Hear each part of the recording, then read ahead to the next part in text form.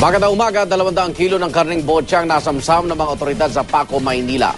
Ayon sa National Meat Inspection Service, dapat lalo pa mag-ingat ang publiko laban sa double dead na karne. Nangamamatay daw ngayon ang mga baboy dahil sa mainit na panahon.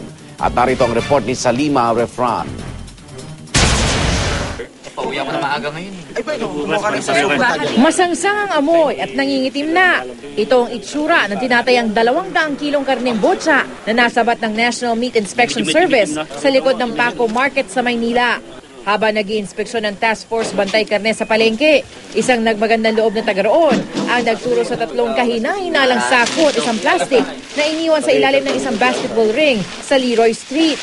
Nang buksan ng mga sako, plastic na minudokat at sinigang cut na double dead na karne ang tumambad. Ginayat-gayat na eh. At saka abnormal yung sizes at inalis na yung kanyang balat. Ayon pa sa NMIS, dapat lalo pa mag-ingat ang publiko laban sa karneng botsa. Nangamamatay daw ngayon ang mga hayop, lalo na mga baboy, dahil sa mainit na panahon.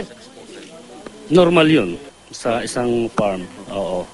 Ang sa mga farms kasi nasa 2 hanggang 5% ang mortality pagka kamukha nito sobrang init ng panahon, ano? Ang mga nagtitinda ng karneng baboy sa Paco Market may pakiusap sa mga nagpapakalat ng botsa. Tigilan na nila kasi pati kami napipiktuhan eh.